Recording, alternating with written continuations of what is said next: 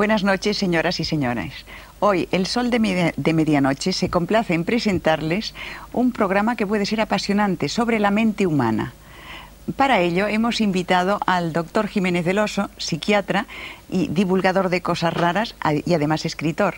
También está con nosotros André Malví, que él mismo se ha calificado de curioso empedernido. Ustedes ya le conocen también por estos programas nocturnos.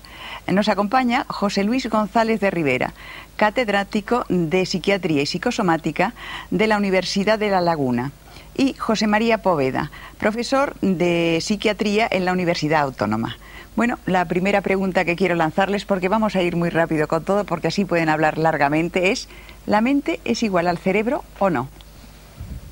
¿Quién me va a contestar? Pues yo pienso que no es igual al cerebro, entre otras cosas porque del cerebro sabemos cada vez más y cada vez sabemos también lo mucho que nos queda por aprender. Ahora, en cuanto a la mente, se sabe probablemente muchísimo más que del cerebro.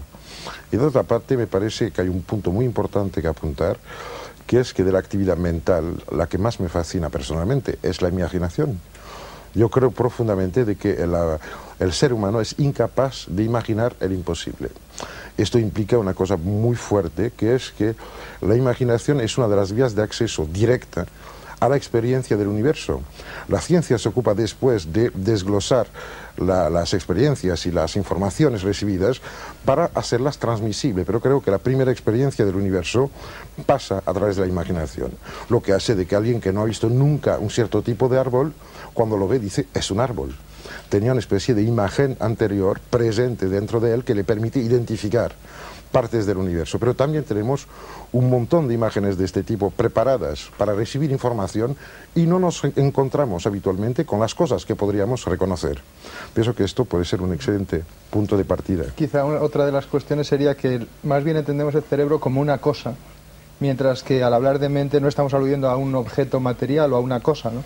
Sería como decir, bueno, pues, ¿qué le pasa al puño cuando se abre la mano? ¿El puño ha desaparecido? O sea, más bien la mente es una función, una capacidad, y es muy difícil de localizar cuantitativamente. Esa sería también una de las características. Antes nos preguntábamos, ¿sería posible una mente sin cerebro como uno de los problemas? ¿O hasta qué punto el cerebro produce limitaciones a la mente? No, pero es que esto plantea una pregunta fundamental, que es que la mente existe por sí sola o solo existe cuando se manifiesta. Porque bien, sabemos muy bien de que hay investigaciones, pienso al profesor Ungar, por ejemplo, que experimentando con ratas que somete a un adiestramiento para que teman la oscuridad, porque les daba una descarga eléctrica, reduce a papillas el cerebro de estas pobres ratas, hace toda una serie de procedimientos y selecciona una proteína.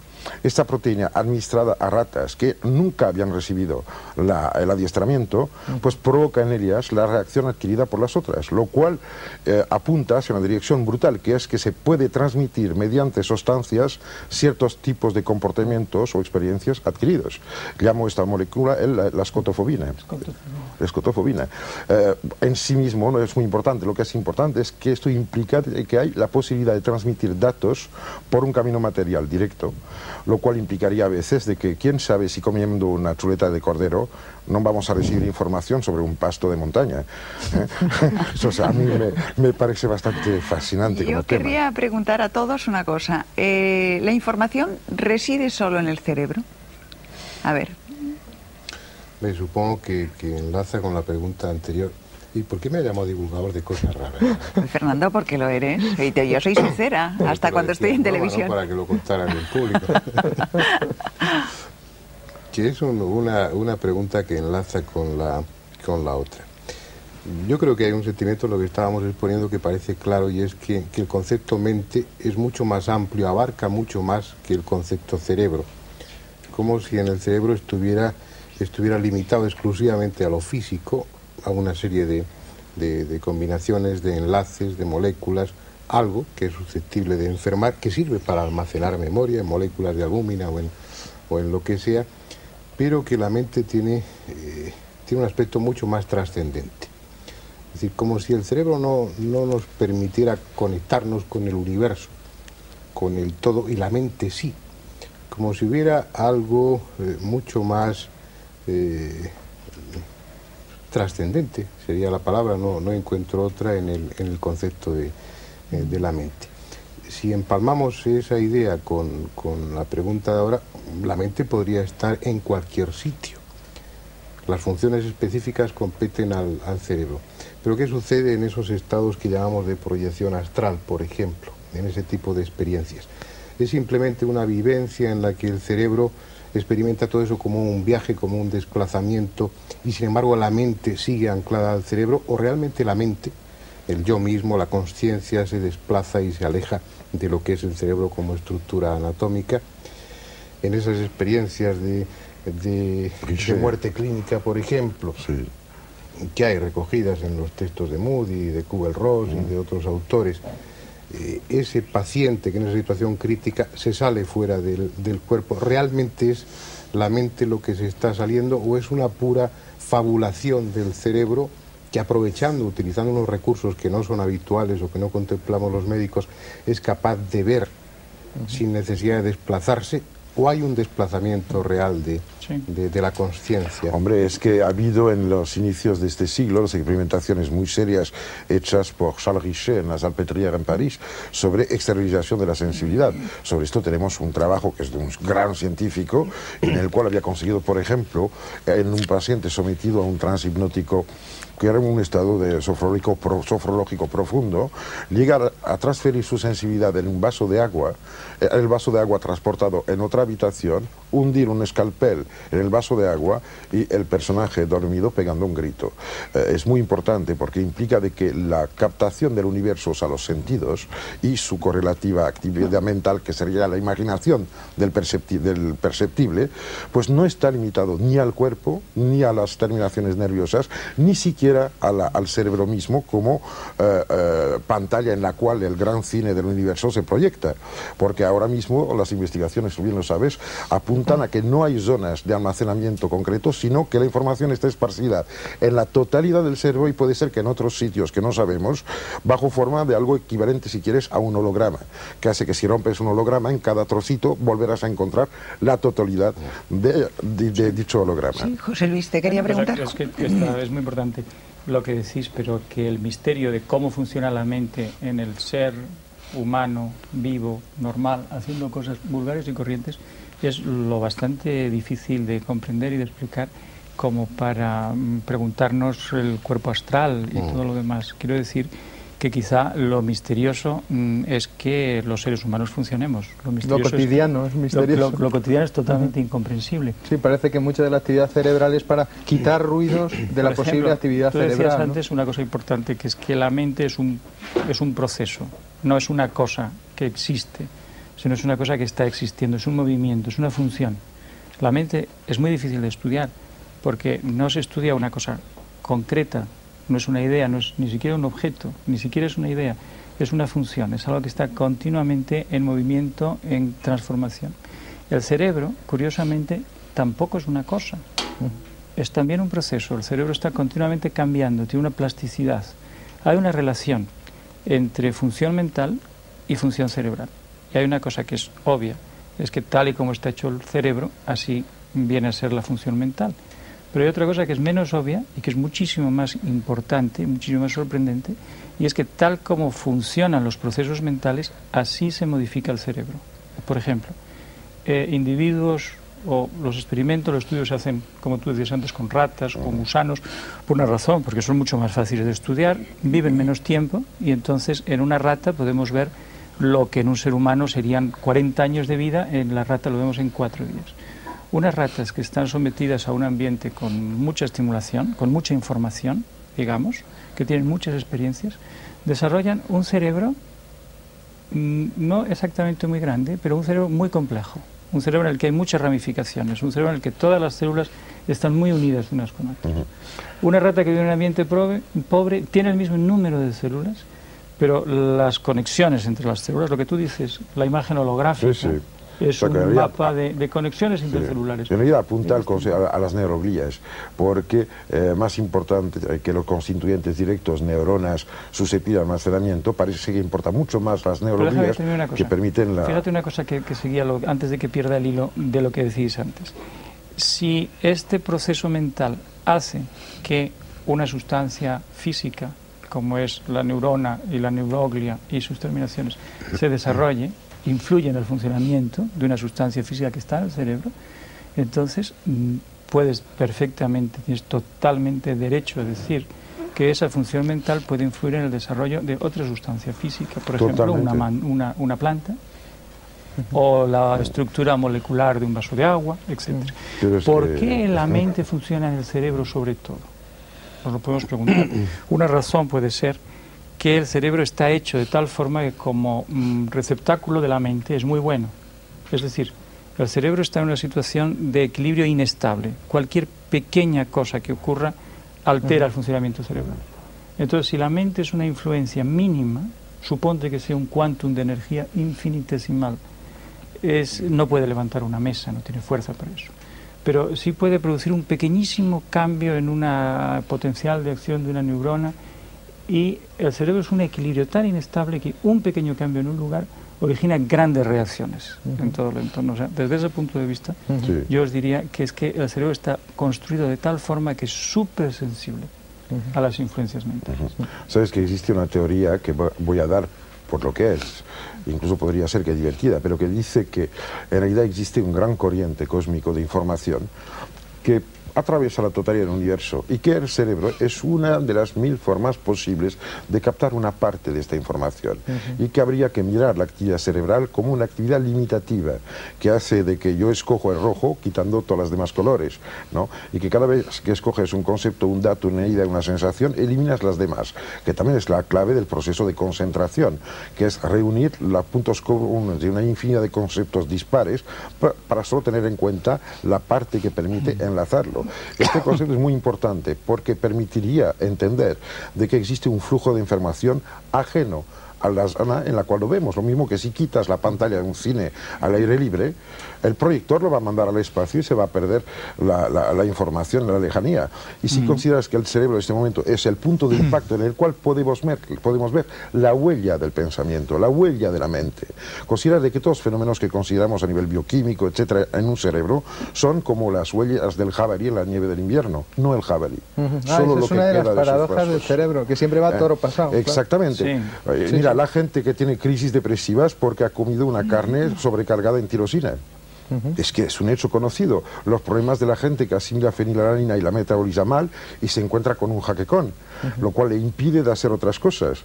Y toda una serie de tabúes que encontramos en los sistemas iniciáticos que no eran ni muchísimos menos primitivos o idiotas. Los genios existían hace 100.000 años.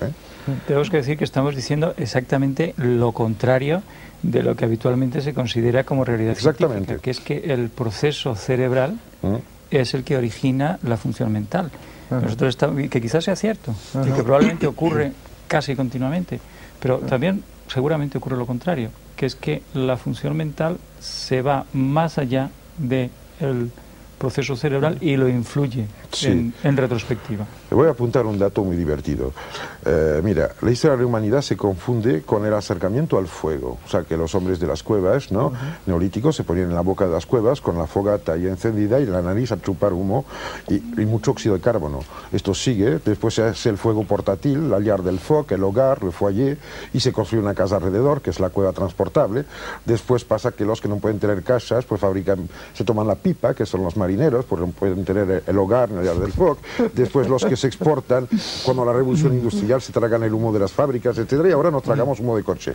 Pero este proceso de privación de oxígeno del cerebro es extraño, porque todas las técnicas destinadas a aumentar la experiencia mística, por ejemplo, tienen que ver con esta disminución de llegada de oxígeno al cerebro. O sea que el esicasmo bizantino, el pranayama en India, etcétera, siempre van dirigidos... En psicosomática, incluso los asmáticos suelen ser gente intelectualmente muchas veces finísima, que probablemente tenga que ver con esas situaciones. Pero es que esto es increíble, porque hemos planteado desde siempre de que el buen funcionamiento implicaba un riego correcto. Y parece ser de que no va exactamente así, y otra vez es un proceso de limitación para aumentar la calidad de lo que se recibe. Perdona, pero es que ese es un principio ecológico al que estás aludiendo, es casi un principio ecológico. Más de lo mismo no es siempre mejor. Claro. Entonces... O dicho de otra forma, si la información que quieres captar viene de fuera y no de ti, cuanto peor te funcione tu mecanismo interno, Mejor. más receptivo serás. Exactamente. De ahí el ayuno, por ejemplo. El ayuno, también te citaré pues casos conocidos de que los grandes calculadores prodigios eran unos tíos realmente de mente muy corta, aparentemente. Sin embargo, desarrollaban capacidades que... Bueno, no todos, no. Yo no conozco todos, alguno, pero... uno que es amigo mío, es bastante inteligente. No, pero es que no quiere decir que, Muy bien. ojo, pero quiere decir que habitualmente se encuentran unas secuencias de hipercalificación, ¿no?, en gente desprovista de los otros aspectos. Esto no quiere decir que sea norma. Yo pienso que además el cerebro del cual hablamos, o sea, el nuestro, no es el cerebro en letra mayúscula, es solo un proyecto, el inicio de algo que puede ser que ocurra alguna vez. Sí. Porque bien se sabe que solo el hombre y el gato tienen un cerebro en evolución. Sabes que las huellas del cráneo se ve que están evolucionando en el hombre y en los gatos, cosa que a mí me fascina, vamos, es una cosa maravillosa, me encantan los gatos. Pero pienso de que el hombre es solo un proyecto del hombre mayúsculo, el hombre del cual hablan las grandes tradiciones, del cual te habla la cabra, del cual te habla Patanjali, del cual te hablan, yo que sé, Sohravardi, los filósofos de la luz, y probablemente del cual los casos conocidos, aceptados o no, pero que aquí están, de gente que produce efectos no inteligibles, son solo también una señal. Creo que el hombre no está acabado, la creación está en curso. Justamente esto os iba a preguntar. Bien. Sí, por ejemplo, Fernando, ¿tú crees que el hombre es un ser terminado y hecho? O sea, lo que has estudiado, tu carrera psiquiátrica, ¿te da a entender que es un tipo con todas las conexiones hechas? ¿O se ve, eso ya lo pregunto en el plan más formal, se ve que está por terminar? ¿Se ve que el cerebro realmente se ve que está en evolución? Desde un punto de vista somático puede haber pequeñas variaciones, pero desde un punto de vista intelectual, aludiendo a lo que estamos llamando mente, y que lo estamos separando de una manera muy clara del cerebro. Sí. Todo lo que estamos diciendo estamos siendo bastante heréticos desde un punto de vista de la medicina, pero bueno, es algo que pensamos todos. A ese nivel sí, pero yo creo que la evolución, más que en aumentar la capacidad del cerebro en sí mismo, en sus propias funciones, sería en un término que yo utilizo, que es el de desparramarse más, ser más receptivo, estar más integrado el hombre, no integrado como postura filosófica, sino asumir las múltiples influencias a las que está sometido, utilizarlas, servirse de ellas, resonar con lo que tiene alrededor, con todo su entorno, que ese sería el camino, y probablemente en el cerebro, paralelamente o consecuentemente, haya una especialización a ese nivel, y el cerebro vaya sufriendo una transformación a ese nivel también, en el sentido que tú decías, de ser cada vez menos limitado en su función, sí, menos encerrado dentro de la caja craneana y más abierto. Lo que pasa es que eso ya, más que afectar al cerebro, afecta a lo que estamos llamando mente, ¿no? Sí, pero hay una cosa, es que esto obliga a plantear un problema muy importante, que es un poco el tema de la libertad. Cuando el hombre era todavía un cuadrúpeda, la libertad era un acto horizontal, que era recorrer el plano superficial del planeta buscando más territorios y trayectorias. Al ponerse erecto, obligó su cerebro a desarrollar los lóbulos prefrontales, ¿no? Y en este momento ya la libertad no implicaba de desplazarse, porque bastaba mirar hasta dónde podías ir. Y yo creo que ahora estamos descubriendo de que la libertad es un eje, un acto vertical, una dirección y no un territorio. O sea que es la dialéctica clásica de la semántica general, decir, bueno, cuidado, que una trayectoria es una cosa y el territorio es otra. No se puede confundir los mapas con los territorios reales. Y pienso de que actualmente la mente humana manifiesta de manera muy clara que colecciona mapas para no tener que ponerse de verdad en la totalidad de los sitios descritos, sino empujarse a sí misma a seguir en una dirección que no se sabe a dónde va. Pero yo veo una cosa, el hombre salió, se puso erecto, trepó los árboles, bajó al suelo, descubrió el horizonte, hizo casas, hizo cosas para moverse más rápido que sus pies, y ahora ha volado y ahora se escapa a la gravedad.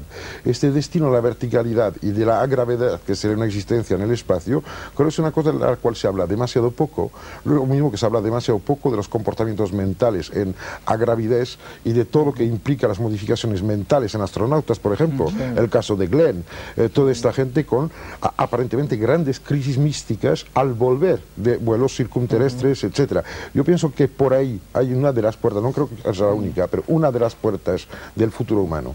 Es que has aludido a una cosa que es difícil de ver, es como aquellos peces que se preguntaban qué era el agua realmente, y entonces les era muy difícil uno a los otros explicárselo y casi si llegaban a... Sacar del agua. Y entonces morirse era casi el hecho. No, es que es lo de Jacques Collard, que dice, si quieres demostrar el agua a un pez, sácalo de ella un momento. Pero a ver, espera una cosa, estamos diciendo que cuando los cambios físicos externos, por ejemplo, la falta de gravedad o la falta de estímulo, otra cosa que también se sabe es que hay grandes cambios mentales, por supuesto, en aislamiento y deprivación sensorial.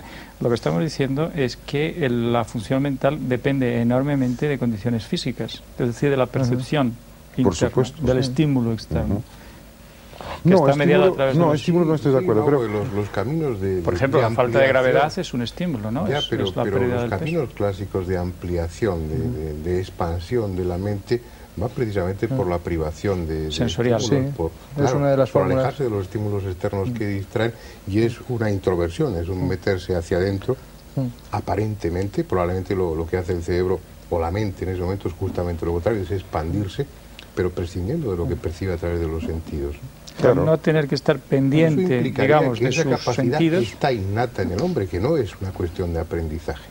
Que si el hombre prescinde del aspecto que tiene el cerebro, de instrumento de relación que le permite relacionarse con el entorno, si prescinde de eso, en el hombre estaría la capacidad de esa expansión, de esa apertura y de esa conexión con el todo, que es más Porque o menos es curioso que el propio cerebro dependa de la posición en la que se encuentra para producir determinadas actividades que llamamos mentales. Por ejemplo, hay experimentos muy sencillos que es que alguien nos cuente una historia. Entonces resulta que la historia que nos cuentan un grupo de personas es totalmente distinto si están verticales que si están echados. Una cosa tan sencilla.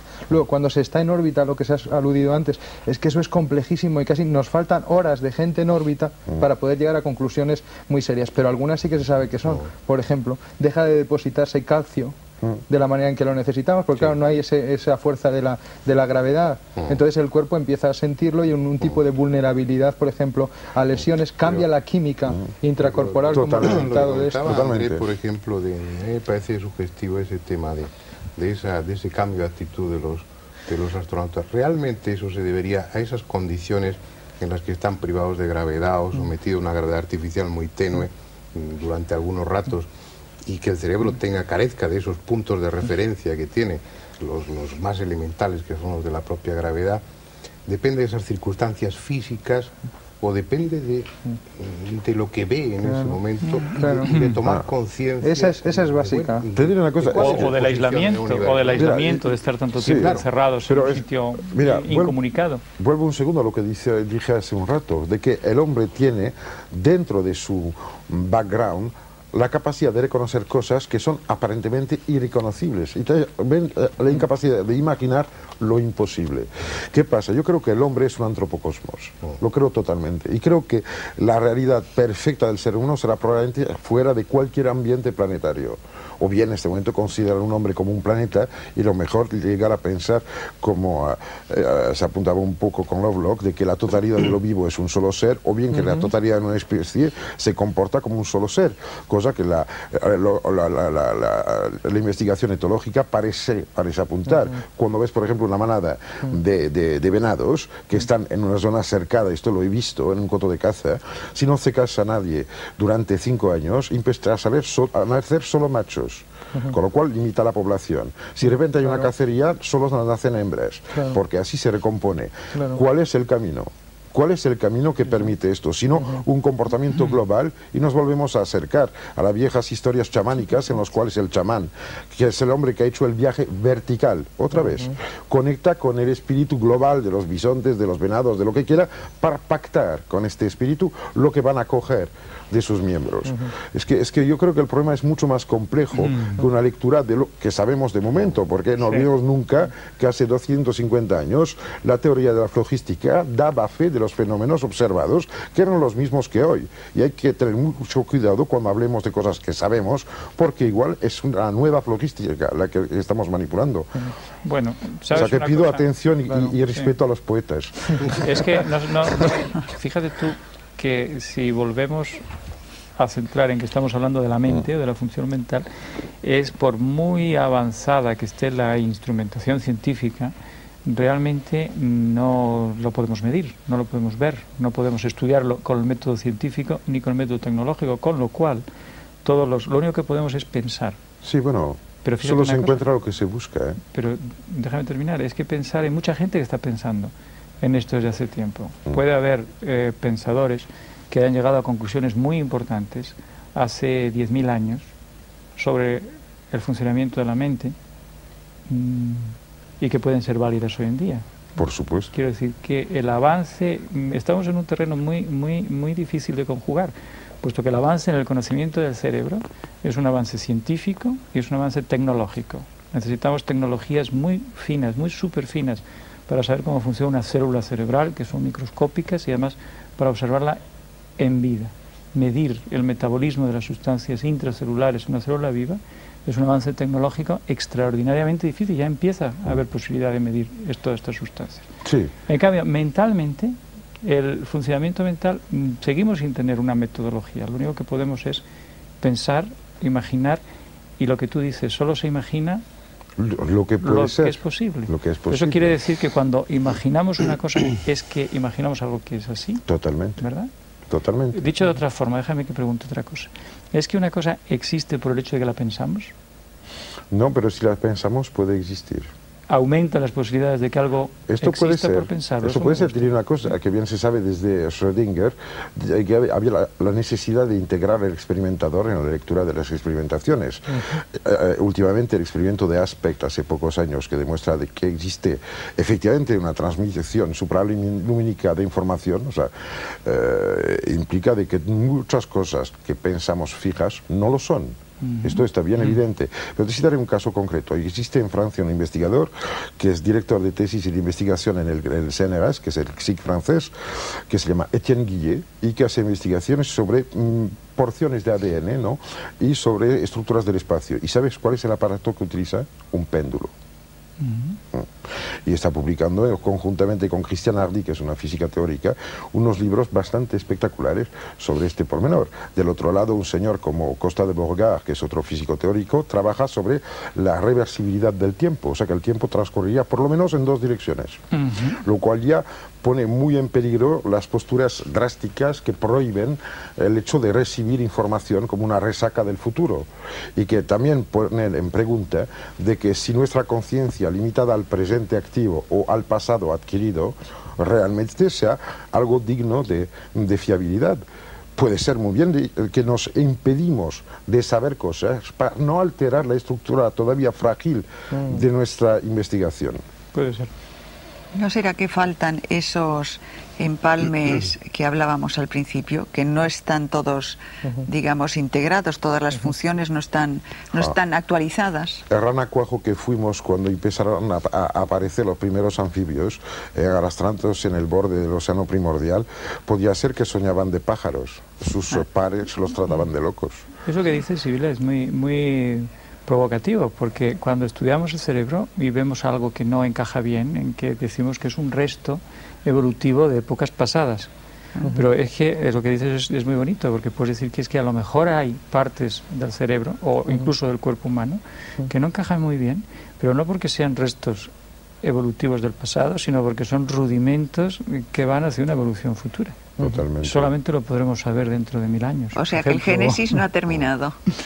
Por supuesto. Da la impresión, ¿verdad? O sea, no hay ninguna razón para pensar que después de tantísimos siglos de evolución esto se tenga que detener ahora, sino que es, y obviamente... Otra de las paradojas de la mente a la que yo quería aludir es que finalmente, cuando haya pasado lo que haya pasado, un desastre o una cosa aparentemente feliz, la mente luego es capaz de dar significado, de hacer un último reencuadre, de darle otra manera de verlo que sea más personal y que además a lo mejor a uno le cuadre. Y eso es una paradoja, ¿no? Porque a lo mejor frente a una situación, digamos que mecánicamente en un animal sin una mente desarrollada, el proceso sería un arco reflejo. Si pasa esto, indudablemente pasa esto, digamos el dolor, pues la mente es capaz de transformar el dolor en un significado o transformar un placer. Y en el sueño, cuando el sueño se produce a través de un estímulo externo, que tú creas una historia previa a ese estímulo, y ese estímulo aparece como como un elemento clave de tu sueño, Sí. tú construyes el sueño a partir de ese estímulo, pero te trasladas en el tiempo. Claro. Claro. Los trabajos Empiezas de a construir Becker. el sueño desde antes de que se produzca el estímulo.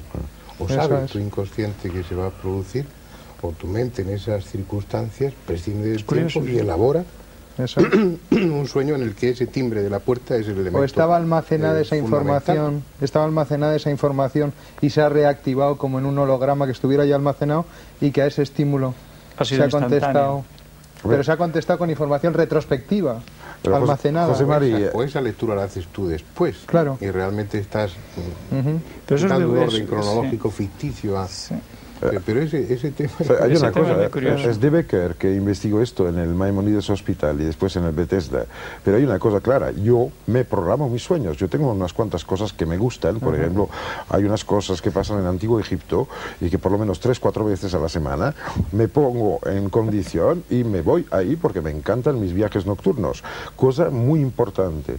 Hay una infinidad de datos que yo he aprendido experimentalmente dentro de estos sueños y que he comprobado después por lecturas y averiguaciones concretas en el mundo del despertar. Yo pienso que el sueño, ¿sabe cómo dicen los aborígenes de Australia? Que el mundo se fragua en la tierra de los sueños y que cuando quieren saber algo van en la tierra de los sueños para aprender lo que está pasando. Es una cosa En fascinante. muchos pueblos. Claro. Sí, bueno, Incluso hay en los... disciplinas concretas, ¿no? Creo en esto. Hay gente que lo hace Bueno, sistemáticamente. yo lo hago Las rutinas. sistemáticamente, pero no es una disciplina. Es No que, solamente... ¿Cómo haces la preprogramación?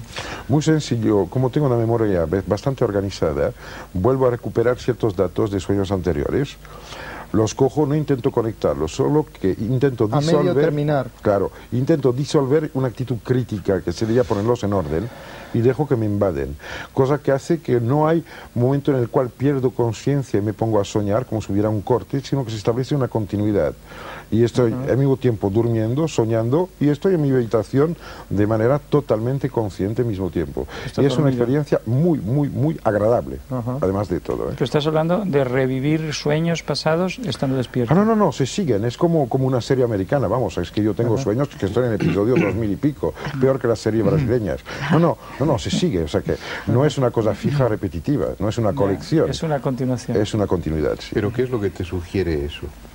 Me sugiere de que no estamos viviendo solo la vida que vemos y que pensamos. Bien. Pienso que tenemos una existencia mucho más extendida, tanto en el tiempo, en el espacio y probablemente en otros sectores que aún no conocemos, y que solo limitamos entre dos momentos fisiológicos, el nacer y el morir, pues una experiencia que más o menos se puede controlar con intercambios, porque la palabra clave en todo lo que hemos dicho hasta ahora es que cuando hablamos de mente, hablamos de cosas transmisibles o intercambiables, pero la experiencia íntima es una cosa que no por necesidad tiene que intercambiarse o transmitir o pasar a otro, con lo cual habría que bien diferenciar lo que llamamos mente, que es un conjunto de conocimientos que se pueden conceptualizar y formalizar, y la vivencia que a lo mejor no tiene palabras para expresarse. Y yo tengo recuerdos neolíticos que me encantan, y yo pienso que el paraíso perdido es hace unos 30 o 40 mil años atrás. Pues es que eres muy mayor ya. Hombre, claro, y charlón. Eso que contabas del sueño es interesante. Lo que se podía desprender de ahí es que hay una serie de vidas no conscientes que estás viviendo. Ujú. Y tú lo que haces es, bueno, pues voy a ver el capítulo de hoy, pero de algo que ya está, Sí. que está sucediendo. Pero según Olivier Costa de Borregar, igual soy el sueño de futuro de un egipcio que está durmiendo. Sí. Bueno, Esto ya entramos en zonas Otro tema nebulosas. que quisiera lanzar es si las disciplinas intelectuales o místicas pueden modificar en profundidad las funciones del cerebro. Las sistemáticas estas... yo eso lo sé. ¿Sí? Lo sé porque está estudiado. Está estudiado en meditadores. Está estudiado desde hace unos cuantos años. Hay gente que se dedica a estudiar el funcionamiento cerebral de personas que están practicando una técnica de meditación determinada durante cierto tiempo. Y entonces se ve que hay varias funciones que se modifican. Por ejemplo, Por ejemplo, el ritmo eléctrico cerebral.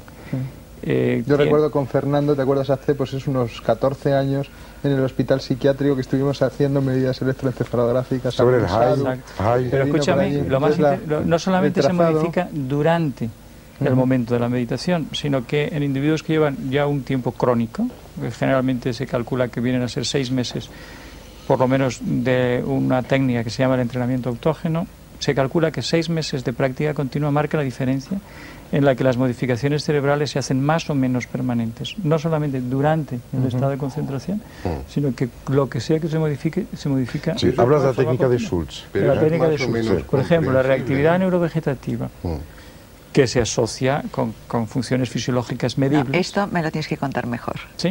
Bueno. No, esto de la actividad neurovegetativa que se asocia, hasta ahí lo he entendido. A partir del que se asocia, ya me he perdido. O sea que... Problemas psicosomáticos en relación... O sea, que lo cuentes de una manera que yo lo pueda comprender. Te lo voy a explicar de otra forma. El que es que antes me preguntaste cómo se había medido, algunas medidas. Sí. Que es que no solamente es el electroencefalograma, sino que todo nuestro funcionamiento corporal depende de 2 sistemas, simplificando mucho las cosas. Un sistema se encarga de acelerarnos y otro sistema se encarga de enlentecernos. Entonces nosotros estamos en nuestro punto cuando los sistemas están equilibrados y bien sintonizados. Si uno se precipita mucho, generalmente es el sistema acelerante el que se precipita, entonces estamos nerviosos, tenemos palpitaciones, tenemos ahogos, podemos tener desmayos, sudamos, etcétera. ¿Te das cuenta? Entonces, la práctica de estas técnicas, una de las funciones o efectos fisiológicos que produce es que el sistema acelerador lo reduce, pero no solamente lo reduce durante el momento en que se está haciendo la concentración, sino que lo reduce de manera persistente después de un tiempo. En sujetos que ya están debidamente entrenados, son capaces de mantener esa reducción y el equilibrio entre los 2 sistemas, el que acelera y el que reduce, se vuelve mucho más fino y mucho más exacto. ¿Te gusta así? Sí, pero te lo digo porque si usáis palabras a veces más técnicas, los que no estamos dentro. Te puedo dar un de ejemplo muy disciplina. concreto. ¿Sabes cómo calmo a los ejecutivos un poco así que me llegan? Les hago hacer el entrenamiento al parto sin dolor. Sí, con la respiración del perrito, etcétera, etcétera, pues increíblemente. Cuando esos señores que están ahí manipulando mucha gente, responsabilidad, dinero, que están como bombas atómicas, hacen el entrenamiento al parto sin dolor, es que la calma que consiguen es absolutamente increíble. Además se les aclarece la mente, se les ponen las ideas en orden y es una forma muy reducida del training autógeno de Schultz. Sí. Exactamente. También mejora la capacidad de integración de ideas. La misma función que hemos visto en los sueños. Los sueños cumplen una función de integración. Hay muchas ideas muy buenas que a la gente se le ocurren dormidos. Curioso, ¿verdad? O sea, que la mente trabaja horas extras y que incluso cuando estás dormido estás teniendo buenas ideas. En los estados de concentración también mejora la integración de informaciones aparentemente inconexas, de repente se ponen juntas y se saca una conclusión que en el estado habitual, consciente de pensar con mucho esfuerzo, no se te hubiera ocurrido. O sea que podíamos llegar a la conclusión de que se puede llevar a cabo determinados sistemas, por lo cual tú eres más inteligente. O sea, aumentas el rendimiento del cerebro, pero en positivo. No. Pues a ver. Bueno, verás. Hay algunas cosas. Es que las técnicas de relajación en cuestión técnica, y yo creo que sin técnica, el tomarse las cosas apaciblemente y sin agobiarse demasiado, eso mejora la capacidad de integración de la información que ya tenemos. Eso es una cosa. Pero eso no es ser más inteligente, eso es ni siquiera ser más listo. ¿Eso qué es? Es dejar sitio. Eso es sacar el sentido de las cosas que ya sabes. Y luego hay otra cosa distinta, que es acerca del desarrollo de la inteligencia. El desarrollo de la inteligencia depende, en cierta forma, del desarrollo del cerebro. El desarrollo del cerebro depende, en cierta forma, de la cantidad de estimulación externa. Por ejemplo, un niño de hoy, que tiene tantísima y tan variada y tan rica estimulación desde pequeñito, comparativamente con un niño de hace mucho tiempo que no tenía ni televisión, ni viajaba, ni tenía un ambiente, posiblemente desarrolle su cerebro más deprisa.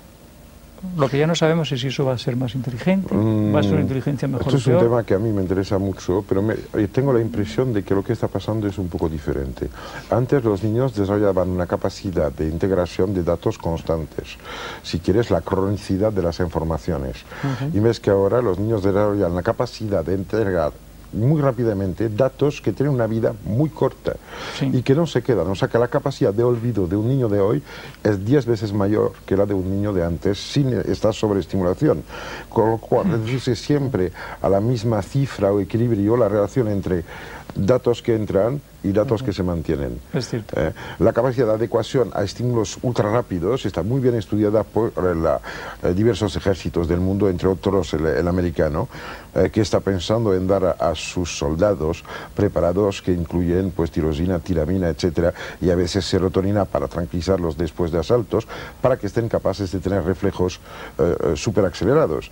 Y se conoce muy bien la investigación sobre el Tabernantes iboga, la famosa ibogaína, que descubierta a raíz de las grandes exploraciones inglesas en África el siglo pasado, que permite a la gente trabajar sin parar 70, 72 horas, descansar muy pocas horas, del orden de 6 a 8, y volver a reanudar sin efectos secundarios, cosa que se dirige hacia resultados, por ejemplo, de Michel Siffre, en aislamiento en cuevas, que de repente, en vez de un ciclo de 24 horas, que es un consenso social, aparece un ciclo a veces de 70 y 80 horas de actividad sin daños orgánicos.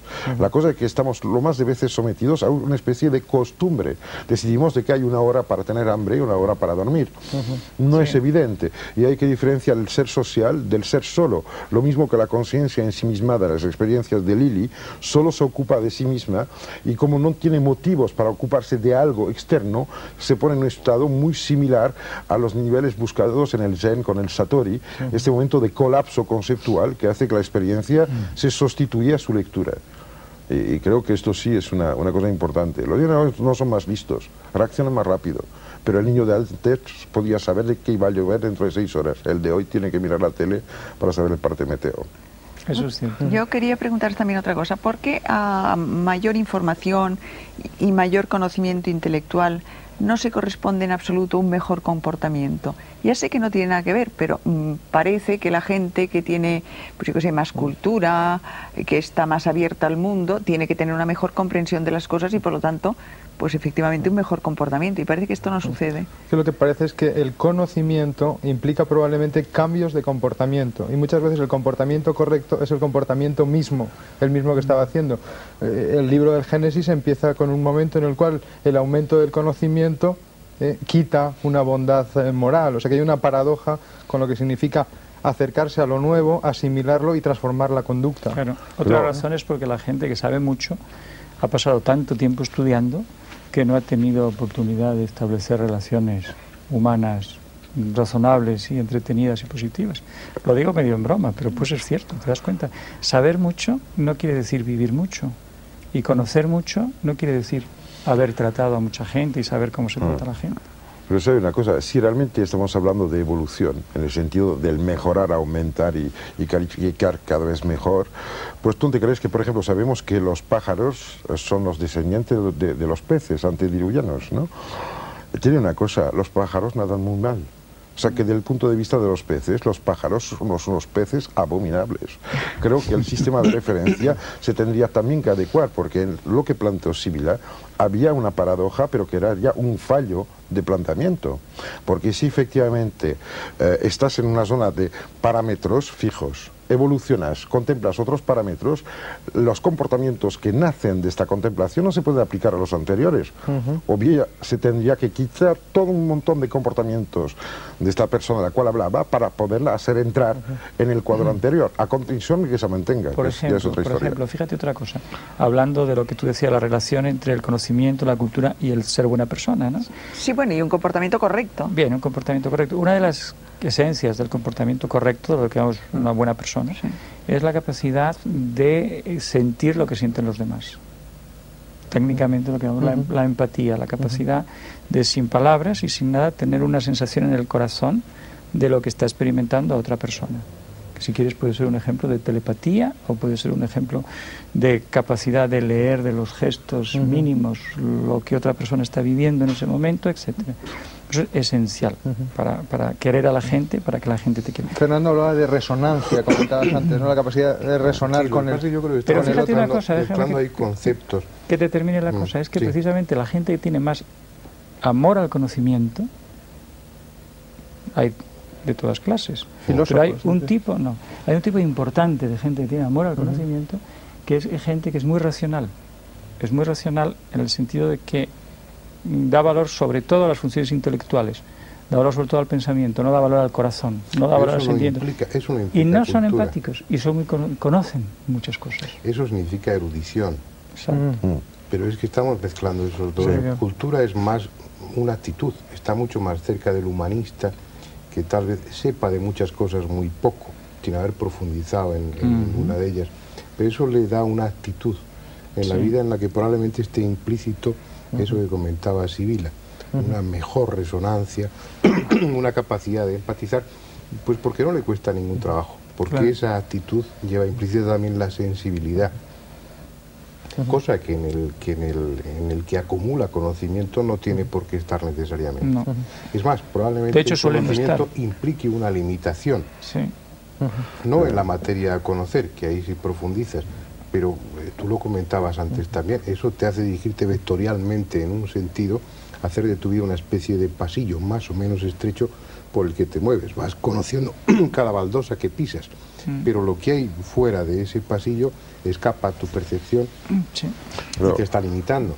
Hay un cuento corto que a mí me encanta, te lo voy a contar muy rápido. Es un señor muy sabio que vivía en una pequeña aldea al final del siglo pasado y cuida el ganado durante el verano en los montes, ¿no? Y una noche, sobre las 9, deja su ganado ahí y empieza a bajar hacia el pueblo. Cuando llega, son las 4 de la madrugada y ha nacido un niño. Él lo había olido, porque era un sabio, su mente efectivamente había abarcado mucho más. Con lo cual entra, felicita a todo el mundo, etcétera, etcétera, te paso los detalles, llega a la cuna, coge el niño, lo mira de guapo que es y le tuerce el cuello. Horror. El niño se llamaba Adolf Hitler. ¿Cómo juzgas esto? ¿De buen comportamiento o de mal comportamiento? Esto Desde es la perspectiva del niño, cosa. No, es que quiero decir de que la posibilidad de juzgar de manera real las implicaciones de un acto o un comportamiento implica necesariamente el conocimiento de la totalidad de los parámetros en juego, cosa que evidentemente no ocurre, con lo cual son siempre unas opciones, pero sometidas a muchas críticas. Estamos hablando dentro de lo que es andar por casa, ¿no? Estamos hablando de un gran conocimiento. Ese camino lleva obligadamente a la desafección, es el conocimiento con profundidad implica desconectarte de esos afectos normales. Desde un punto de vista humano eres inhumano, eres no recomendable, eres algo negativo o algo malo. Desde un punto de vista más trascendente, más importante, acercándote a ciertos niveles a ese hombre con mayúscula que planteabas, es un camino en solitario. Si tú estás condicionado por familia, por amigos, todo eso es un hándicap en el momento de evolucionar. Pero estamos hablando dentro de unos términos coloquiales y lo que... Sí, pero lo que quería decir es que había aprender para aprender a saber, y el aprender real para mí que es aprender a aprender, que es una capacidad a integrar lo desconocido y no un arte de organizar lo que ya sabes. Eso está bien. Otro tema que quería plantearos es si verdaderamente hay un poder de la mente, hay poder mental, desde vuestro punto de vista científico, ya prescindiendo casi de experiencias, o sea, se ha podido constatar que evidentemente... Ahora que no nos hemos aclarado bien de lo que es la mente, quieres que además sepamos lo que es el poder. Exactamente, exactamente, es que los he traído para exprimiros. Bueno, parece ser que efectivamente existen fenómenos que todo el mundo puede ver, o casi todo el mundo en ciertas condiciones, que escapan a las habituales limitaciones que ponemos para entendernos a lo que es el cuerpo, la mente, etcétera. Si yo hago esto, no voy a coger tu vaso, ¿no? Porque mi brazo se para aquí, tu vaso está allá. Sin embargo, por ejemplo, hay la ninaculagina, etcétera, que mueven cosas sin contacto físico. ¿Qué quiere decir? ¿Que tienen un poder? No. Quiere decir que muy probablemente la capacidad de mover cosas no se para donde se para la piel. O sea, es que es en la lectura de las cosas que hay algo que decir. No es que tenga un poder, no es ningún poder el que yo mueva mi mechero. Ahora, si evidentemente hablo con gente que vive así porque su cultura le hace un tabú, yo tengo un poder. Y pienso que habría que abrir los ojos con mucha tranquilidad y no dejar pie a ningún tipo de fantasmada o de charlatanería que empezaría a implicar problemas o cosas más misteriosas aún para explicar una cosa que al final se puede contemplar. Yo creo que muchas veces la sabiduría consiste a constatar sin juzgar, porque siempre, si se espera lo bastante, aparece un orden en las cosas. El gran drama es de intentar siempre poner un juicio prealable a cada paso. Hay que esperar, es como la pesca, ¿sabes? No es poner el corzo en agua que coge el pez. Pero lo que plantea Sibila es que probablemente estemos siguiendo un camino no ni malo ni bueno, pero contrario a ese planteamiento, que es el que estamos siguiendo intelectualmente y técnicamente, y que ese tipo de capacidades estén implícitas en el cerebro, en la mente, pero que no se desarrollan porque no hay necesidad. Aparte de ese cuentito que ponía Powell en El retorno de los brujos, por eso yo lo he vivido con un chamán peruano, con el tuno. Este hombre hacía la limpia con el cuy a sus enfermos. El cuy es el conejillo de Indias, y luego después vivo lo despellejaba, lo destripaba y miraba las vísceras para ver la enfermedad que tenía su paciente, y yo le comentaba, bueno, pues ¿por qué hacer eso? Y lo que él me dijo es, pues, porque no tengo un aparato de rayos X. Su capacidad había sustituido, si nosotros tenemos esa prótesis que es el aparato de rayos X, no necesitamos desarrollar esa capacidad. Sí. Si tenemos un teléfono, no desarrollamos una capacidad lo de empática. Lo de Haití, de la Ungan, que dejó de hablar utilizando el árbol, ¿conoce la historia? Entonces le preguntó, ¿por qué? Dijo, claro, ahora hay teléfono. Claro. Es verdad. Sí, pero hay una cosa genial que a mí me encanta. Si tú miras el imaginario europeo, para limitarnos un poco, de los últimos 1000 años, te vas a encontrar de que el hombre soñó volar, tenemos aviones, soñó hablar a distancia, tenemos teléfono, que era el sueño de Jean Tritem, soñó tener espejo mágico para ver lo que pasaba en otro sitio, tenemos televisión, etcétera. O sea que parece ser que todos, como era el inicio de lo que decía, todas las cosas imaginadas por el hombre son como sombras o resacas venidas del futuro y que anuncian cosas que serán, no serán como las recibimos, pero serán. Claro. Y vuelvo a insistir en esto, hay que decir a la gente que el mundo es gigante, que no sabemos nada, que todo es posible, todo es factible, que en realidad esta idiotez de decir todo está descubierto en un mundo ya viejo, no tengo nada que hacer, es una solemne tontería. Pero es una actitud ante la vida que además envejece, quiero decir, porque una de las cosas curiosas es que a medida que uno se hace mayor sueña menos. Entonces, una de las maneras que te estabas propugnando antes era, más se sueña, más joven se mantiene el cerebro, supuesto. Porque el cerebro de los recién nacidos mantiene mucho más sueño de soñar que el cerebro de los ancianos. Y hay otro dato más, soñar es ir adelante, pero date cuenta que la gente dice siempre, más se envejece, más pasa rápido el tiempo. No es verdad. La cosa que como funcionamos hacia atrás, para un niño de 2 años, un año es la mitad de su vida, y para un señor de 50 es una 50ª parte. La proporción es tan ridícula que ya parece que vuela como el rayo. Si se aprende a soñar, ya se vive cada año como el recién nacido. Esto sí es importante. Otra cosa que quería preguntaros es si las actuales investigaciones, porque aquí a mí me da la impresión, aunque he leído poquísimo sobre el tema, es que se llegan a conclusiones que parecen más de Oriente que de Occidente. O sea, se parece mucho más a las antiguas teorías tántricas o... A las Tuatán de Irlanda, también para hablar de Occidente. Sí. Es que hay una gran fascinación del exótico. El exótico siempre está al este, extrañamente. Pero probablemente porque el Atlántico era mucho más ancho que las llanuras de Eurasia. Pienso que de todas maneras, en todos sitios, permanentemente, el hombre ha soñado lo mismo. Porque si te coges los textos de etnografía de etnólogos, te das cuenta que se tropieza con las mismas historias. El corpus de datos reunidos está más significativo en Oriente. ¿Por qué? Porque ha habido un trabajo de compilación. Sí.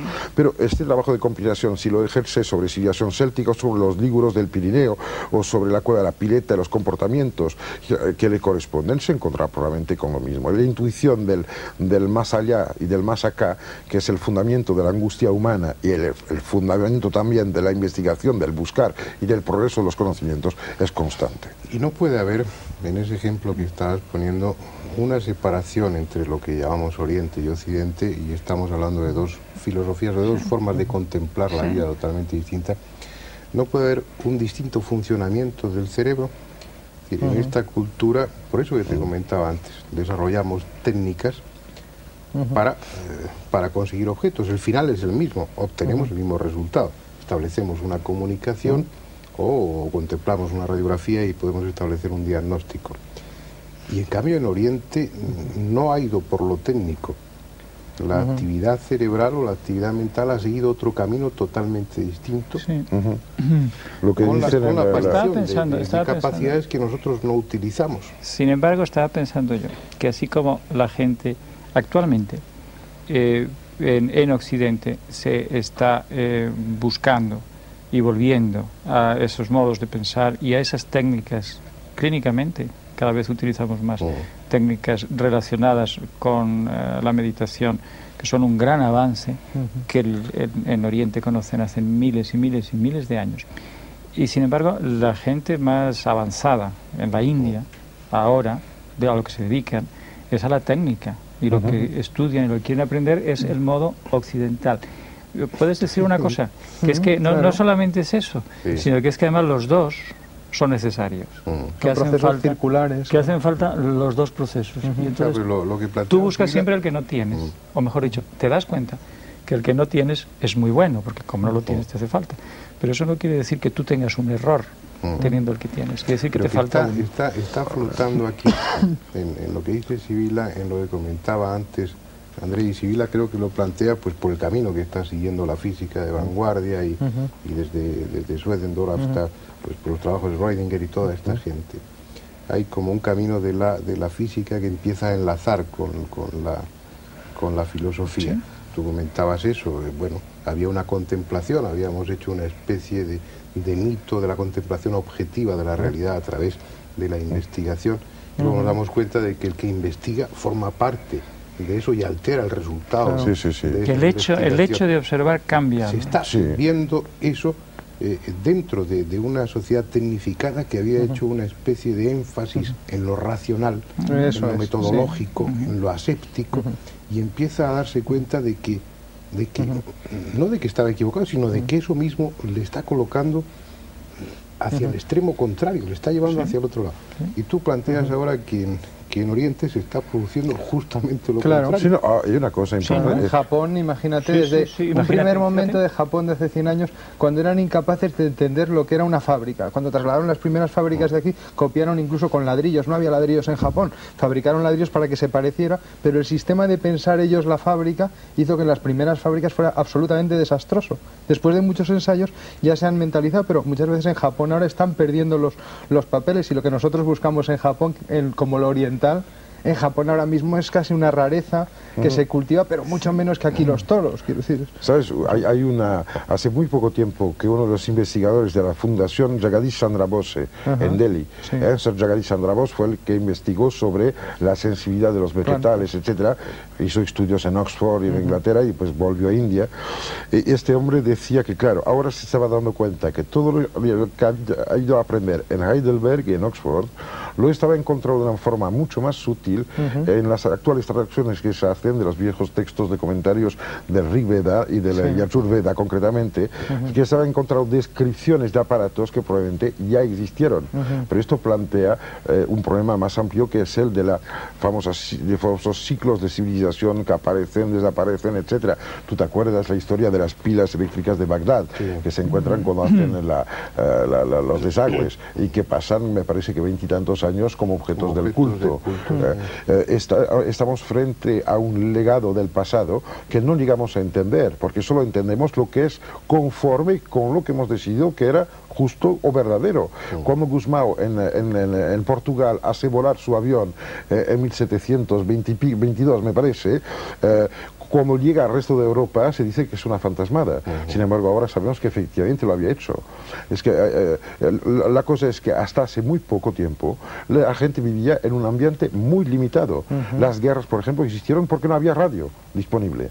Ahora vivimos en un mundo en el cual recibimos información de Australia, etcétera, casi en el acto, lo cual hace que pienso que hay un factor enorme que ocurrió hace poco tiempo, que durante 24 horas casi la totalidad del planeta fue escuchando la misma música, fue el concierto de Mandela. Que esto implica una actitud de captación de un dato común por la casi totalidad de la humanidad, sobre todo la humanidad joven.